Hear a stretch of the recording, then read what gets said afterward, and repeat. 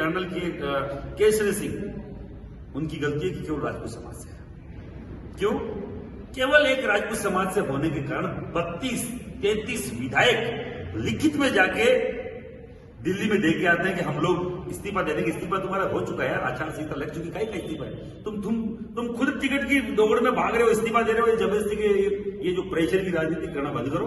और एक ही जाति बिरादरी के व्यक्ति, मैं बोल रहा हूं 32 के 32, चाहे वो राजपूत समाज के भी होंगे, उन्हें कोई वो 32-33 जो भी विधायक है, उनका ही विधानसभा चुनाव में हम लोग बाकायदा छाती ठोक के विरोध करेंगे और उनको चुनाव में हरवाएंगे। ऐसे विधायकों की हमें जरूरत नहीं है जो एक फौजी का विरोध करे। फौजी कोई राजपूत जाति से नहीं होता, फौजी कोई जाति बिरादरी का नहीं होता। फौजी इस देश का फौजी किसी भी जाति से हो सकता है, फौजी फौजी होता है। फौजी का कोई जाति धर्म नहीं होता। अगर ये जातियों में बांट रहे किसी फौजी को, तो मैं आपके चैनल के माध्यम से बोलना चाह रहा हूं, ये सरासर गलत है और ये जातिवादी लोग हैं। मैं खुद राजपूत कमिश्नर चलाता हूं, राजपूतों की संस्था है, और मैं किसी पे और पे आरोप लगाऊं कि वो जातिवादी कर रहा है। और भाई मैं खुद तो जाति की संस्था चला रहा हूं और किसी और पे आरोप लगा रहा हूं। पहले खुद के गिरबान में जाके कोई भी संस्था का व्यक्ति, राजपूत समाज के अलावा कोई भी जाति बिरादरी का व्यक्ति खुद की जाति की संस्था चला रहा है, किसी पे आरोप लगा रहा है कि जातिवाद कर रहे हो, फिर तुमने कौन सी दुकान खोल रखी है? सब लोग खुद जाति बिरादरी के अलग अलग संगठन खोल रखे। और अगर कर्नल केसरी सिंह अकेला नहीं है, पूरा 3600 कौम उसके साथ है। श्री राजपूत कर्नल केसरी सिंह के साथ है। 3600 कौम का हर एक वो युवा जो इंडियन आर्मी को पसंद करता है, कर्नल केसरी सिंह के साथ है। उन्होंने यहाँ हमारे मकराना विधानसभा में किसी भी तरह की जानदार तरीके की अलग जगह, और हमने उसको देखा है। मेरे से उनका ज्यादा जुड़ाव नहीं रहा है, क्योंकि मैं एक संस्था चलाता हूँ श्री राजपूत कर्नल, वो अपना अलग से एक अपना अस्तित्व रखते हैं। पर एक बात है, उनको आरपीएससी का अगर मेंबर बनाया गया, किसके पेट में दर्द हो गया? और उनके पेट में दर्द है जो नाथी का बाड़ा चलाते हैं।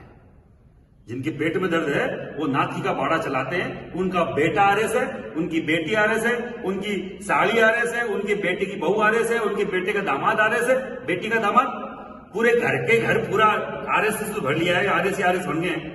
वो अब गया है कोई सीबीआई का कोई कुछ ही मान लो आप, जो कहते ना बड़ा कोई पहुंचा है उस बाड़े में, अब हिसाब करेगा उनका। इसलिए उनको दर्द हो रहा है कि जाके पूछेगा, पता करेगा कि किस तरीके से इन्होंने आरएस बना दी है। दर्द इनको ये है। तो मैं आपको बोलना चाह रहा हूं, जिस व्यक्ति ने कर्नल केसरी सिंह का, चाहे राजपूत समाज के व्यक्ति ने भी विरोध किया है और वो एमएलए में है, तो हम लोग उसको इस विधानसभा में नहीं आने देंगे। ऐसे किसी भी व्यक्ति को नहीं आने देंगे जो जहर फैला रहे हैं। आरपीएससी का अगर कोई मेंबर बनाया, सरकार ने सोच समझ के बनाया। क्या अशोक गहलोत का दिमाग नहीं था तो उनको बना दिया? अशोक गहलोत जैसा शानदार राजनीतिक व्यक्ति, क्या उसमें दिमाग नहीं? बाकायदा प्रेशर की राजनीति है। राजपूत को कैसे बना दिया? राजपूत नहीं है।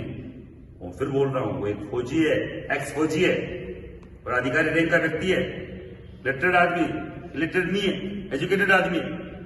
अगर इस तरीके के व्यक्ति को यहाँ आरपीएससी नहीं, हर एक संस्था में इस तरीके के व्यक्ति को लाने की जरूरत है, जो नई जज्बात, नई ऊर्जा रखने की, ऊर्जा लाने की, संचालित करने की एक औकात रखता हो। आप सबके माध्यम से बोलना चाह रहे हैं, हम लोग जो 5 नवंबर को एकता दिवस यहाँ मना रहे हैं, वो 5 नवंबर को नहीं, 29 अक्टूबर को अजमेर की धरती पर जन स्वाभिमान मंच के बैनर से हम लोग एक आवाज में खड़े होंगे और ऐसे हर एक व्यक्ति के खिलाफ वहां से आवाज बुलंद करेंगे जो राजपूत नहीं, किसी भी दूसरी बिरादरी जो वो मूल ओबीसी है, उनके लोगों को बोलने तक का अधिकार खत्म कर दिया गया। खड़े हो जाते हैं उनके खिलाफ। राजपूत के खिलाफ जो खड़ा हो सकता है, मूल ओबीसी की किस तरीके से दमन हो रहा होगा आप देख सकते हैं।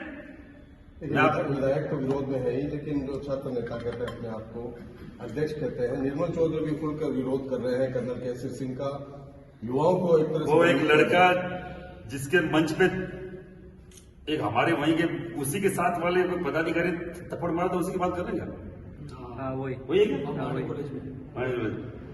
तो वो तो उसका तो वीडियो चल रहा है। वो राजू ठेठ नाम का एक अपराधी था, उसके धोख मारते हुए का। खुद अपराधी प्रवृत्ति के लोगों को धोख मारते फिर रहे हो और मंचों पे थप्पड़ खा रहे हो और कर्नल जैसे रैंक के व्यक्ति का विरोध कर रहे हो। पहले अपनी मानसिकता क्लियर करो। मैं किसी के खिलाफ जबरदस्ती की बात नहीं करता, पर अगर इस तरीके की जहरीली मानसिकता रखोगे, बाकायदा जवाब मिलेगा।